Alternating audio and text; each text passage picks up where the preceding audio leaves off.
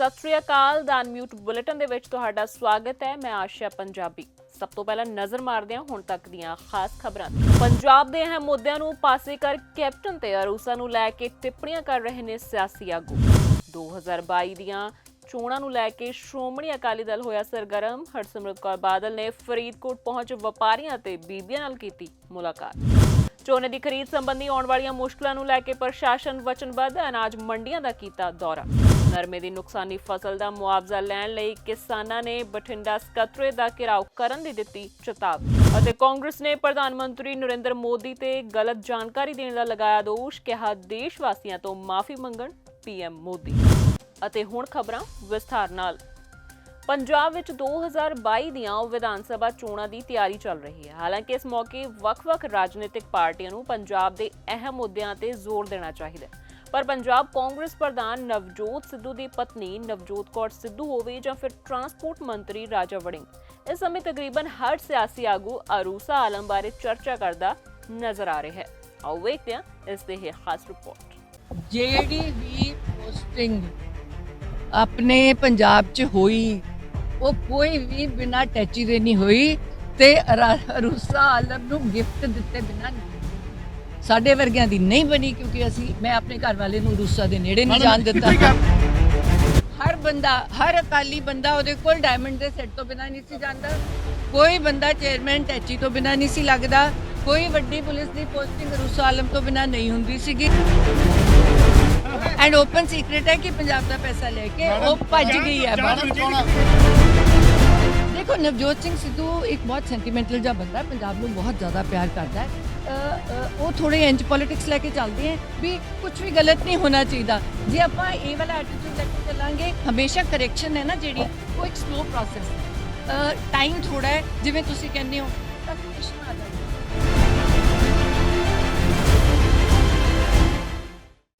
ਆਪਣੇ ਪੰਜਾਬ 'ਚ ਹੋਈ ਉਹ ਕੋਈ ਵੀ ਬਿਨਾਂ ਟੈਚੀ ਦੇ ਨਹੀਂ ਹੋਈ ਤੇ ਅਰੂਸਾ ਆਲਮ ਨੂੰ ਗਿਫਟ ਦਿੱਤੇ ਬਿਨਾਂ ਨਹੀਂ ਹੋਈ।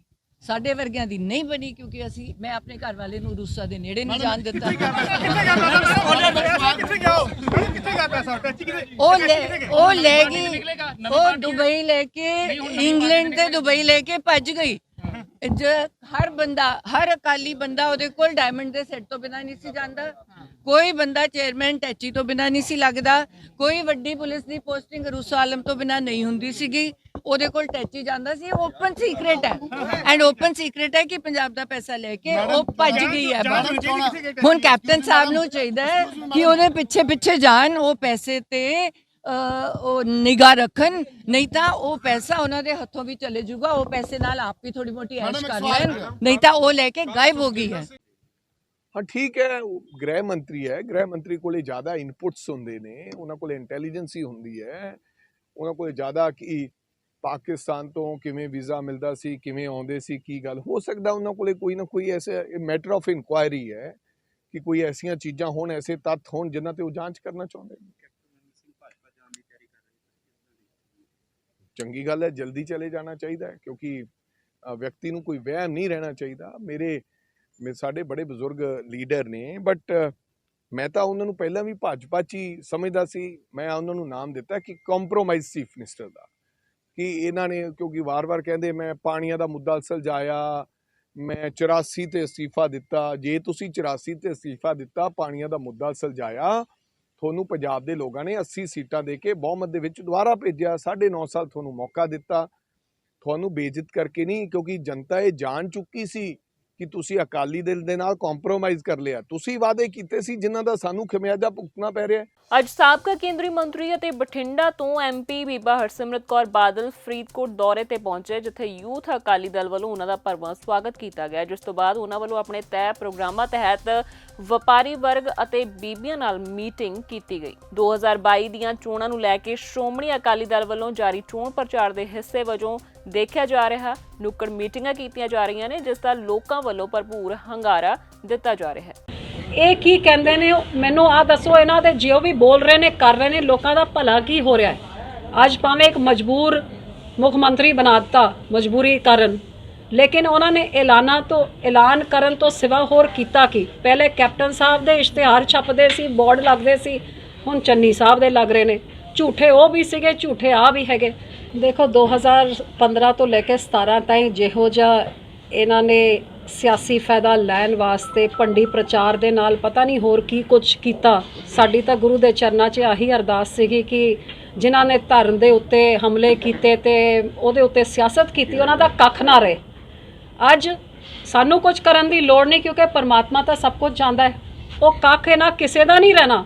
ਅੱਜ ਸਾਰੀ ਚੀਜ਼ਾਂ ਜਗ ਜ਼ਾਹਿਰ ਹੋ ਰਹੀ ਨੇ, ਬਿੱਲੀ ਥੈਲੇ ਤੋਂ ਬਾਹਰ ਆ ਰਹੀ ਹੈ। ਜੇ ਕਿਸਾਨਾਂ ਨੂੰ ਸੜਕਾਂ 'ਚ ਰੋਲਤਾ, 800 ਕਿਸਾਨ ਮਾਰਤੇ, ਉਹ ਕਿਹਦੀ ਦੇਣ ਸੀਗੀ ਜਿਹੜਾ ਹੁਣ ਕਹਿੰਦਾ ਕਿ ਹੁਣ ਮੈਂ ਉਹਦਾ ਹੱਲ ਕਰਾਂਗਾ। ਤੇ ਜਿਹੜੇ ਬੰਦਿਆਂ ਨੇ ਇਹ ਸਾਰੀ ਜਾਂਚ ਜੂਚ ਬਿਠਾ ਕੇ ਭਾਵੇਂ ਕਾਲੇ ਕਾਨੂੰਨਾਂ ਵਾਸਤੇ ਹਾਮੀ ਭਰੀ, ਭਾਵੇਂ ਸਿਆਸਤ ਖੇਡੀ, ਵਿਰੋਧੀਆਂ ਨੂੰ ਭੰਡ ਕੇ ਦੁਸ਼ਟ ਪ੍ਰਚਾਰ ਕਰਕੇ, ਕਦੇ ਨਸ਼ਿਆਂ ਦਾ ਕਦੇ ਬੇਅਦਬੀਆਂ ਦਾ ਕਰਕੇ ਹੁਣ ਇਹ ਆਪ ਦੇ ਕੋਲ ਖੁਦ ਹੀ ਖੋਲਣਗੇ। ਤੇ ਪਰਮਾਤਮਾ ਦਾ ਤਰੀਕਾ ਹੈ ਕਿ ਲੋਕੀ ਜਿਹੜੇ ਭੁਲੇਖੇ 'ਚ ਸੀਗੇ ਆਪਣੇ ਹੁੰਦੇ ਨੇ। ਇਹ ਤਾਂ ਉਹ ਪਾਰਟੀਆਂ ਨੇ ਜਿਹੜਾ ਰਾਜਨੀਤਿਕ ਫਾਇਦੇ ਵਾਸਤੇ ਦਰਬਾਰ ਸਾਹਿਬ ਨੂੰ ਢੇਰੀ ਕਰ ਸਕਦੇ ਨੇ। ਤੇ ਇਹਨਾਂ ਨੇ ਆਪਸ 'ਚ ਸਾਨੂੰ ਹੋਰ ਕੀ ਹੁਣ ਭਰਾਵਾਂ ਨੂੰ ਲੜਾ ਕੇ ਇਹਨਾਂ ਨੇ ਕਿਹੜੀ ਕਸਰ। ਇੱਕ ਮੁੱਖ ਮੰਤਰੀ ਕਿਸਾਨਾਂ ਨੂੰ ਰੋਲ ਗਿਆ, ਦੂਜਾ ਮਜਬੂਰ ਮੁੱਖ ਮੰਤਰੀ ਅੱਧੇ ਪੰਜਾਬ ਨੂੰ ਕੇਂਦਰ ਦੇ ਹਵਾਲੇ ਕਰ ਗਿਆ। ਇਹਨਾਂ ਤੋਂ ਆਸ ਕੀ ਰੱਖਦੇ ਨੇ। ਪੰਜਾਬ ਸਰਕਾਰ ਦਾ ਦਾਅਵਾ ਹੈ ਕਿ ਝੋਨੇ ਦੀ ਫਸਲ ਵੇਚਣ ਵਿੱਚ ਕਿਸੇ ਵੀ ਕਿਸਾਨ ਨੂੰ ਕਿਸੇ ਵੀ ਤਰ੍ਹਾਂ ਦੀ ਮੁਸ਼ਕਲ ਨਹੀਂ ਆਉਣ ਦਿੱਤੀ ਜਾਵੇਗੀ। ਇਸ ਦੇ ਚੱਲਦੇ ਹਲਕਾ ਮਲੋਟ ਤੋਂ ਵਿਧਾਇਕ ਅਤੇ ਪੰਜਾਬ ਦੇ ਡਿਪਟੀ ਸਪੀਕਰ ਅਜਾਇਬ ਸਿੰਘ ਭੱਟੀ ਦੇ ਪੁੱਤਰ ਅਤੇ ਹਲਕਾ ਮਲੋਟ ਇੰਚਾਰਜ ਅਮਨਪ੍ਰੀਤ ਸਿੰਘ ਨੇ ਹਲਕੇ ਦੀਆਂ ਅਨਾਜ ਮੰਡੀਆਂ ਦਾ ਦੌਰਾ ਕੀਤਾ ਅਤੇ ਕਿਹਾ ਕਿ ਕਿਸਾਨਾਂ ਨੂੰ ਝੋਨੇ ਦੀ ਫਸਲ ਵੇਚਣ ਵੇਲੇ ਕਿਸੇ ਵੀ ਤਰ੍ਹਾਂ ਦੀ ਮੁਸ਼ਕਲ ਆਉਣ ਨਹੀਂ ਦਿੱਤੀ ਜਾਵੇਗੀ। ਪੰਜਾਬ ਸਰਕਾਰ ਵੱਲੋਂ ਲਗਾਤਾਰ ਦਾਅਵੇ ਕੀਤੇ ਜਾ ਰਹੇ ਨੇ ਕਿ ਝੋਨੇ ਦੀ ਫਸਲ ਵੇਚਣ ਵਿੱਚ ਕਿਸਾਨਾਂ ਨੂੰ ਕਿਸੇ ਵੀ ਤਰ੍ਹਾਂ ਦੀ ਕੋਈ ਮੁਸ਼ਕਲ ਆਉਣ ਨਹੀਂ ਦਿੱਤੀ ਜਾਵੇਗੀ। ਇਸ ਦੇ ਚੱਲਦੇ ਹਲਕਾ ਮਲੋਟ ਤੋਂ ਵਿਧਾਇਕ ਅਤੇ ਪੰਜਾਬ ਦੇ ਡਿਪਟੀ ਸਪੀਕਰ ਅਜਾਇਬ ਸਿੰਘ ਭੱਟੀ ਦੇ ਸਪੁੱਤਰ ਅਤੇ ਹਲਕਾ ਮਲੋਟ ਇੰਚਾਰਜ ਅਮਨਪ੍ਰੀਤ ਸਿੰਘ ਨੇ ਹਲਕੇ ਦੀਆਂ ਅਨਾਜ ਮੰਡੀਆਂ ਦਾ ਦੌਰਾ ਕੀਤਾ ਅਤੇ ਕਿਹਾ ਕਿ ਕਿਸਾਨਾਂ ਨੂੰ ਝੋਨੇ ਦੀ ਫਸਲ ਵੇਚਣ ਵੇਲੇ ਕਿਸੇ ਵੀ ਤਰ੍ਹਾਂ ਦੀ ਕੋਈ ਮੁਸ਼ਕਲ ਆਉਣ ਨਹੀਂ ਦਿੱਤੀ ਜਾਵੇਗੀ। ਉਹਨਾਂ ਕਿਸਾਨਾਂ ਨੂੰ ਵੀ ਅਪੀਲ ਕੀਤੀ ਹੈ ਕਿ ਉਹ ਫਸਲ ਸੁਕਾ ਕੇ ਮੰਡੀ ਵਿੱਚ ਲੈ ਕੇ ਆਉਣ ਤਾਂ ਜੋ ਉਹਨਾਂ ਨੂੰ ਕਿਸੇ ਤਰ੍ਹਾਂ ਦੀ ਵੀ ਕੋਈ ਸਮੱਸਿਆ ਨਾ ਆਵੇ। ਦੇਖੋ ਅੱਜ ਅਸੀਂ ਪਿੰਡ ਅਬਲ ਖੁਰਾਣਾ ਦਾ ਜਿਹੜੀ ਦਾਣਾ ਮੰਡੀ ਹੈਗੀ ਉਹਦੇ ਵਿੱਚ ਪਹੁੰਚੇ ਹਾਂ। ਇੱਥੇ ਮੋਸਟਲੀ ਮੈਂ ਕੱਲ ਵੀ ਵਿਜ਼ਿਟ ਕੀਤਾ ਸੀਗਾ, ਅੱਜ ਫੇਰ ਆਇਆਗਾ। ਜਿਹੜੀ ਸਭ ਤੋਂ ਵੱਡਾ ਇਸ਼ੂ ਆ ਰਿਹਾ ਗਾ ਉਹ ਮੋਇਸਚਰ ਦਾ ਆ ਰਿਹਾ ਗਾ। ਜਿੱਥੇ ਮੋਇਸਚਰ ਜੋ ਗਵਰਨਮੈਂਟ ਵੱਲੋਂ ਉਲੀਕਿਆ ਗਿਆ ਗਾ ਕਿ ਵੀ 18 ਤੋਂ ਨੀਚੇ ਜਿਹੜਾ ਹੈਗਾ ਮੋਇਸਚਰ ਹੋਣਾ ਚਾਹੀਦਾ ਗਾ, ਉੱਥੇ ਜਿਹੜੀ ਹੈਗੀ ਆ ਭਾਅ ਨਾਲ ਦੀ ਨਾਲ ਲੱਗ ਰਿਹਾ ਗਾ ਤੇ ਲਿਫਟਿੰਗ ਵੀ ਜਿਹੜੀ ਹੈਗੀ ਨਾਲ ਦੀ ਨਾਲ ਹੋ ਰਹੀ ਆ। ਬਟ ਜਿੱਥੇ ਕਈ ਮੰਡੀਆਂ ਦੇ ਵਿੱਚ ਜਿਹੜਾ ਮੋਇਸਚਰ ਹੈਗਾ ਉਹ 20+ ਆ ਰਿਹਾ ਹੈਗਾ, ਉੱਥੇ ਥੋੜ੍ਹੀ ਜਿਹੀ ਜਿਹੜੀ ਦਿੱਕਤ ਆ ਰਹੀ ਹੈ ਕਿਉਂਕਿ ਮੌਸਮ ਵੀ ਦਿਨ ਬਰ ਦਿਨ ਜਿਹੜਾ ਹੈਗਾ ਠੰਡਾ ਹੁੰਦਾ ਜਾ ਰਿਹਾ। ਰਾਤ ਨੂੰ ਤਰੇਲ ਜਿਹੜੀ ਹੈਗੀ ਆ ਪੈਂਦੀ ਆ, ਉਸ ਕਰਕੇ ਇਹ ਸਭ ਤੋਂ ਵੱਡਾ ਇਸ਼ੂ ਸਾਹਮਣੇ ਆ ਰਿਹਾ ਹੈਗਾ।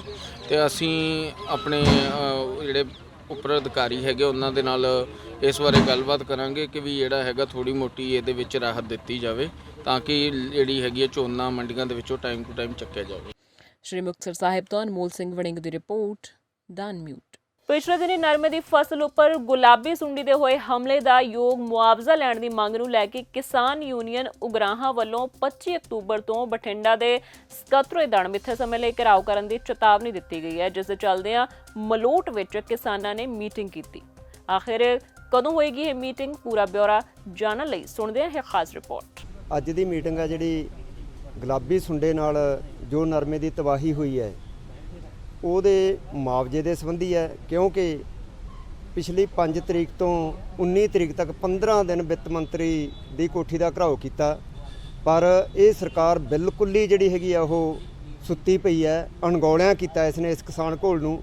ਇਸ ਕਰਕੇ ਹੁਣ ਜਿਹੜਾ 25 ਤਰੀਕ ਨੂੰ ਸੂਬਾ ਕਮੇਟੀ ਨੇ ਫੈਸਲਾ ਲਿਆ ਕਿ ਮੁਕੰਮਲ ਜਿਹੜਾ ਸੈਕਟਰੀਏਟ ਦਾ ਘਿਰਾਓ ਕੀਤਾ ਜਾਊਗਾ ਤੇ ਇਹ ਉਦੋਂ ਤੱਕ ਜਾਰੀ ਰਹੂਗਾ ਜਦੋਂ ਤੱਕ ਆਹ ਜਿਹੜਾ ਸਾਡੇ ਕਿਸਾਨਾਂ ਦਾ ਜਿਹੜਾ ਨੁਕਸਾਨ ਹੋਇਆ ਹੈ ਇਹਦਾ 60,000 ਰੁਪਇਆ ਕਿੱਲਾ ਮੁਆਵਜ਼ਾ, ਖੇਤ ਮਜ਼ਦੂਰਾਂ ਨੂੰ ਪ੍ਰਤੀ ਪਰਿਵਾਰ 30,000 ਰੁਪਇਆ, ਇਹ ਜਦੋਂ ਤੱਕ ਮੁਆਵਜ਼ਾ ਜਾਰੀ ਨਹੀਂ ਹੁੰਦਾ ਉਦੋਂ ਤੱਕ ਅਸੀਂ ਮੁਕੰਮਲ ਘਿਰਾਓ ਰੱਖਾਂਗੇ। ਇਸ ਕਰਕੇ ਕਰੜਾ ਸੰਘਰਸ਼ ਨੂੰ ਲੜਨ ਵਾਸਤੇ ਜਾਂ ਤਾਂ ਸਰਕਾਰ ਹੈ ਇਸ ਗੱਲ ਵਾਸਤੇ ਐਲਾਨ ਕੀਤੇ ਨੇ ਕਿ ਮਤਲਬ 25 ਤਰੀਕ ਤੱਕ ਆਪਦੀ ਤਿਆਰੀ ਕਰ ਲਏ ਫੁੱਲ। ਅਸੀਂ ਪੂਰੀ ਤਿਆਰੀ ਨਾਲ ਆਵਾਂਗੇ, ਕਰੋ ਜਾਂ ਮਰੋ ਦਾ ਇਹ ਪ੍ਰੋਗਰਾਮ ਹੋਊਗਾ, ਕਿਉਂਕਿ ਹੁਣ ਅਸੀਂ ਇਹ ਮੁਆਵਜ਼ਾ ਜਿਹੜੇ ਕਿਸਾਨੀ ਬਿਲਕੁਲ ਖਤਮ ਹੋ ਚੁੱਕੀ ਹੈ, ਬਿਲਕੁਲ ਕਰਜ਼ਿਆਂ ਦੇ ਨਾਲ ਜਿਹੜੇ ਹੈਗੇ ਆ ਇਹ ਇਸ ਨਰਮੇ ਦੀ ਫਸਲ ਖਰਾਬ ਦੇ ਨਾਲ 8-9 ਦੇ ਲਗਭਗ ਕਿਸਾਨ ਖੁਦਕੁਸ਼ੀ ਕਰ ਗਏ ਨੇ।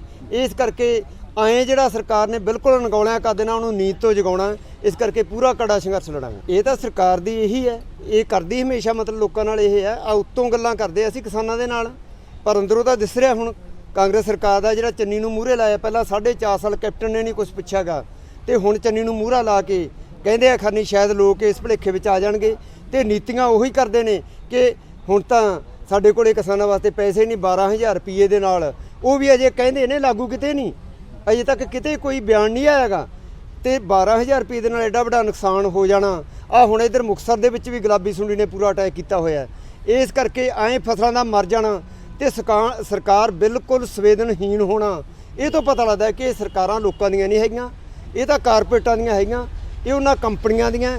ਇਸ ਕਰਕੇ ਤਾਂ ਅਣਗੌਲਿਆ ਕੀਤਾ ਹੋਇਆ। ਇਸ ਕਰਕੇ ਉਹਨਾਂ ਨੂੰ ਦਿਖਾਉਣਾ ਹੈ ਆਹ ਤਾਕਤ, ਜਿਹੜੀ ਕਿਸਾਨਾਂ ਦੀ ਤਾਕਤ ਆ, ਉਹ ਬਠਿੰਡੇ ਵਿੱਚ ਦਿਖਾਉਣੀ ਆ ਕਿ ਇਸ ਤਾਕਤ ਨੂੰ ਅਣਗੌਲਿਆਂ ਕਰਕੇ ਤੁਸੀਂ ਹਕੂਮਤਾਂ ਉੱਤੇ ਨਹੀਂ ਬੈਠ ਸਕਦੇ। ਫਿਰ ਹੁਣ ਲਗਭਗ 8-9 ਜ਼ਿਲ੍ਹਿਆਂ ਦਾ ਹੈਗਾ ਇਹ, ਇਹਦੇ ਵਿੱਚ ਸੰਗਰੂਰ ਵੀ ਆ ਗਿਆ, ਬਰਨਾਲਾ ਵੀ ਆ ਗਿਆ, ਮੋਗਾ ਵੀ ਆ ਗਿਆ, ਕਿਉਂਕਿ ਉਧਰ ਵੀ ਜਿਹੜੇ ਹੈਗੇ ਆ ਨਰਮੇ ਦੀ ਹੈਗੇ ਆ, ਮਤਲਬ ਉਧਰ ਵੀ ਨਰਮਾ ਇਹ ਨਹੀਂ ਹੈ ਵੀ ਉਧਰ ਨਰਮੇ ਨਹੀਂ ਹੈਗੇ ਆ। ਠੀਕ ਹੈ, ਉਧਰ ਥੋੜੀ ਜੀ ਨੁਕਸਾਨ ਤਾਂ ਉਨਾ ਹੀ ਹੈ, ਪਰ ਏਰੀਆ ਥੋੜਾ ਜਿਹਾ ਘੱਟ ਹੋ ਸਕਦਾ, ਪਰ ਨਰਮੇ ਹੈਗੇ ਆ ਉੱਥੇ। ਇਸ ਕਰਕੇ ਉਹ ਜ਼ਿਲ੍ਹੇ ਵੀ ਇਹਦੇ ਵਿੱਚ ਸ਼ਾਮਲ ਨੇ, ਤੇ ਇਸ ਕਰਕੇ ਇਸ ਘੋਲ ਨੂੰ ਤਾਂ ਹੁਣ ਪੂਰੀ ਤਕੜਾਈ ਨਾਲ ਲੜਾਂਗੇ। ਨਹੀਂ ਜੇ ਮੁਕੰਮਲ ਘਰਾਓ ਤੇ ਅਣਮਿੱਥੇ ਸਮੇਂ ਦਾ ਜਿੰਨਾ ਚਿਰ ਇਹ ਅਸੀਂ ਕਰੜਾ ਹੋ ਕੇ ਲੜਾਂਗੇ। ਇਸ ਸੰਘਰਸ਼ ਨੂੰ ਹੁਣ ਭੁੱਲਿਆ ਨਹੀਂ। ਇਸ ਕਰਕੇ ਅੱਜ ਦੀ ਮੀਟਿੰਗ ਬਕਾਇਦਾ ਪੂਰੀਆਂ ਤਿਆਰੀਆਂ ਦੇ ਕਰਕੇ ਅਸੀਂ ਜਿਹੜਾ ਹੈਗਾ ਪੂਰੀਆਂ ਤਿਆਰੀਆਂ ਕਰ ਰਹੇ ਹਾਂ ਕਿ ਆਪਦਾ ਰਾਸ਼ਨ ਪਾਣੀ ਨਾਲ ਲੈ ਕੇ ਜਾਣਾ ਤੇ ਪੂਰਾ ਤਿਆਰ ਹੋ ਕੇ ਜਾਣਾ, ਕਿ ਨਾਕੇ ਨੂਕੇ ਭੰਨ ਕੇ ਜਾਣਾ ਹੈਗਾ। ਇਹ ਕੋਈ ਸਾਡੇ ਵਾਸਤੇ ਨਾਕੇ ਨੂਕੇ ਹੁਣ ਅਸੀਂ ਉਹ ਨਹੀਂ ਰਹਿਣ ਦਿਆਂਗੇ, ਕਿਉਂਕਿ ਸਾਡੇ ਵਾਸਤੇ ਜ਼ਿੰਦਗੀ ਮੌਤ ਦਾ ਸਵਾਲ ਹੈ। 8 ਕਿਸਾਨ ਖੁਦਕੁਸ਼ੀਆਂ ਕਰ ਗਏ ਨੇ, ਸਰਕਾਰ ਨੂੰ ਅਜੇ ਤੱਕ ਉਹਨਾਂ ਦੇ ਕੰਨਾਂ ਤੇ ਜੂੰ ਨਹੀਂ ਸਰਕਦੀ। ਉਹਨਾਂ ਨੂੰ ਇਹ ਜਿਹੜਾ ਹੈਗਾ ਇਹ ਸੰਘਰਸ਼ ਦਾ ਤਾਪ ਉਹਨਾਂ ਨੂੰ ਦੇਖਣਾ ਪਊਗਾ।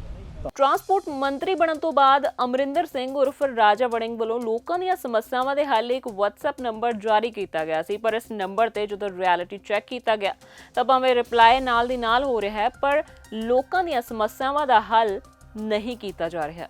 ਮੈਂ ਬਈ ਇੱਥੇ ਇੱਕ ਸਮੱਸਿਆ ਨੂੰ ਲੈ ਕੇ ਰਿਪਲਾਈ ਪਾਇਆ ਸੀਗਾ, ਇਹਨਾਂ ਨੇ ਫੀਡਬੈਕ ਰਿਪਲਾਈ ਕਰਿਆ, ਪਰ ਉਸ ਸਮੱਸਿਆ ਦਾ ਹੱਲ ਨਹੀਂ ਕੋਈ ਹਾਲੇ ਤੱਕ ਹੋਇਆ। 20 ਅਕਤੂਬਰ ਨੂੰ ਪਾਇਆ ਸੀਗਾ 657 ਤੇ ਇਹਨਾਂ ਦਾ ਰਿਪਲਾਈ ਆ ਗਿਆ 1 ਘੰਟੇ ਬਾਅਦ, ਪਰ ਇਹਦਾ ਕੋਈ ਹੱਲ ਨਹੀਂ ਹੋਇਆ ਹਾਲੇ ਤੱਕ। ਅਸੀਂ ਬਹੁਤ ਪਰੇਸ਼ਾਨ ਆ, ਸਾਡੀ ਪਰੇਸ਼ਾਨੀ ਦਾ ਹੱਲ ਕਰਿਆ ਜਾਵੇ।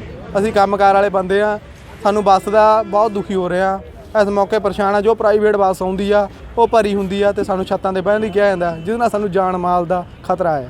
ਨਹੀਂ, ਸਾਨੂੰ ਇਹ ਹੱਲ ਤਾਂ ਨਹੀਂ ਕਰ ਰਿਹਾ, ਪਰ ਰਿਪਲਾਈ ਆ ਗਿਆ। ਇਸ ਤੋਂ ਲੱਗਦਾ ਹੈ ਸਰਕਾਰ ਸਾਡੀ ਜਮਾਂ ਹੀ ਆਪਣੀ ਜ਼ਿੰਮੇਵਾਰੀਆਂ ਤੋਂ ਮੁੱਖ ਮੋੜ ਰਹੀ ਆ।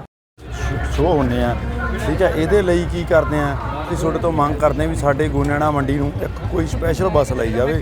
ਇੱਥੇ ਪ੍ਰਾਈਵੇਟ ਬੱਸਾਂ ਦੇ ਟਾਈਮ ਹੈ ਜੋ ਜਾ ਨਹੀਂ ਰਹੀਆਂ, ਠੀਕ ਹੈ, ਉਹ ਬੰਦ ਪਈਆਂ ਲੋਕਡਾਊਨ ਤੋਂ ਬਾਅਦ, ਉਹ ਚੱਲ ਨਹੀਂ ਰਹੀਆਂ। ਪਰ ਜਿਹੜੇ ਅਸੀਂ ਕੰਮਕਾਰ ਵਾਲੇ ਬੰਦੇ ਆ 6:13 ਮਿੰਟ ਤੋਂ ਬਾਅਦ ਅਸੀਂ ਪਰੇਸ਼ਾਨ ਹੁੰਦੇ ਆ। ਸਾਨੂੰ ਗੋਨਿਆਣਾ ਮੰਡੀ ਜਾਣ ਤੱਕ ਬਹੁਤ ਦਿੱਕਤ ਹੁੰਦੀ ਹੈ। ਬਾਈ ਜੀ ਮਿਹਰਬਾਨੀ ਹੋਊਗੀ, ਤੁਸੀਂ ਇੰਨਾ ਮਿਹਰਬਾਨੀ ਕਰੋ, ਸਾਡੇ ਤੇ ਕੋਈ ਇੱਕ ਬੱਸ ਦੀ ਸੁਵਿਧਾ ਲਾਈ ਜਾਵੇ, ਸਾਨੂੰ ਟਾਈਮ ਦੱਸਿਆ ਜਾਵੇ ਉਹਦਾ। ਵੜਿੰਗ ਸਾਹਿਬ ਦੇ ਮੰਤਰੀ ਬਣਨ ਤੋਂ ਬਾਅਦ ਜੀ ਕਾਫੀ ਜ਼ਿਆਦਾ ਇੱਕ ਤਾਂ ਉਤਸ਼ਾਹ ਕਾਫੀ ਹੈ ਸਾਡੇ, ਕਿਉਂਕਿ ਸਾਨੂੰ ਜਦੋਂ ਉੱਪਰੋਂ ਸਪੋਰਟ ਮਿਲਦੀ ਹੈ, ਸਾਰਾ ਕੁਝ ਹੁੰਦਾ ਹੈ, ਤੇ ਉੱਧਰ ਸਾਡੇ ਜਿਹੜੇ ਇੰਪਲੋਈ ਸੀ ਕਾਫੀ ਉਤਸ਼ਾਹ ਨੇ। ਜਿਵੇਂ ਕੱਲ੍ਹ ਮੰਤਰੀ ਸਾਹਿਬ ਨੇ ਵੀ ਕਿਹਾ ਸੀ, ਸਾਡੀ ਵੀ ਰੂਟ ਸ਼ੀਟ ਕਾਫੀ ਵਧੀ ਹੈ ਲੇਡੀਜ਼ ਫਰੀ ਹੋਣ ਨਾਲ। ਤਾਂ ਪਹਿਲਾਂ ਵਧੀ ਸੀ, ਹੁਣ ਵੀ ਪਿਛਲੇ 15-20 ਦਿਨਾਂ 'ਚ ਸਾਨੂੰ ਇੱਕ ਮਤਲਬ ਅਪ ਮਿਲਿਆ ਹੈ।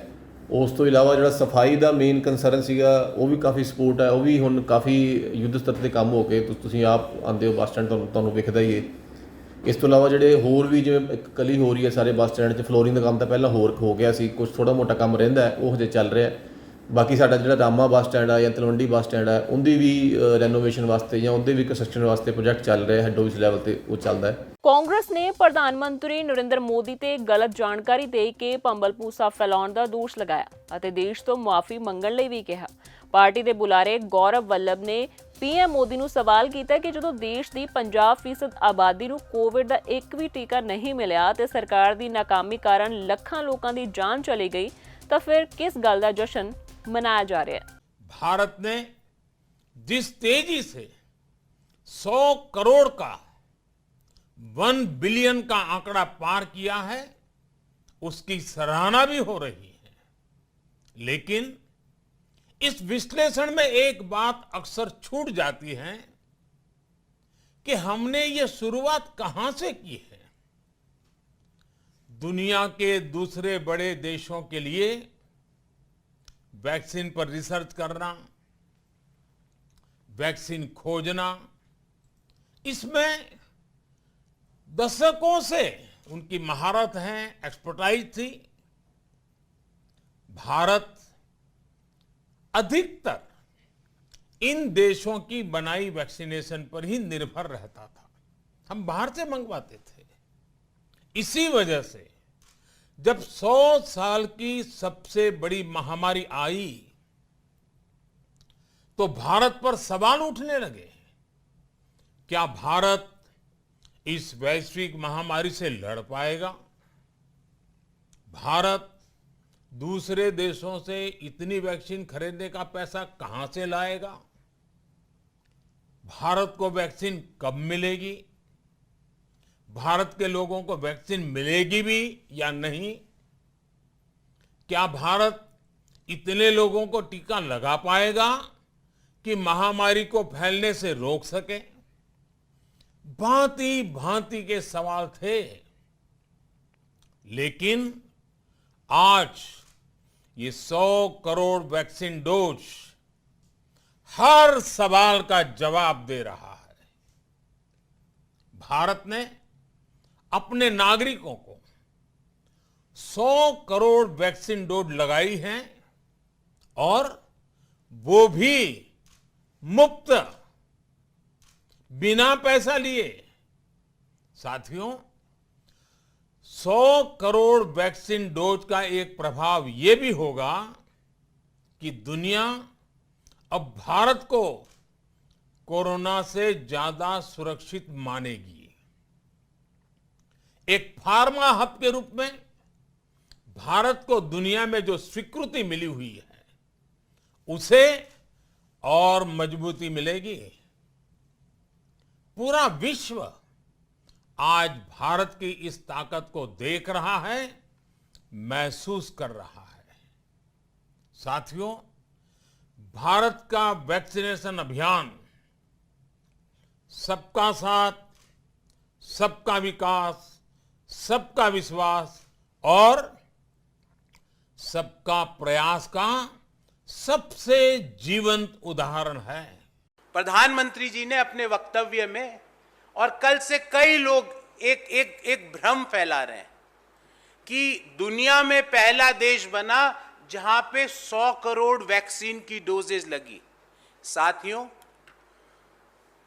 सितंबर 16, 2021 को चीन में 80% लोगों को वैक्सीनेशन लग गई थी, और दोनों vaccine, double vaccination, 216 crore doses 16 सितंबर 2021 को चीन में लग चुकी थी। और आप किस तरह की अतार्किक और अनसाइंटिफिक बात कर रहे हो?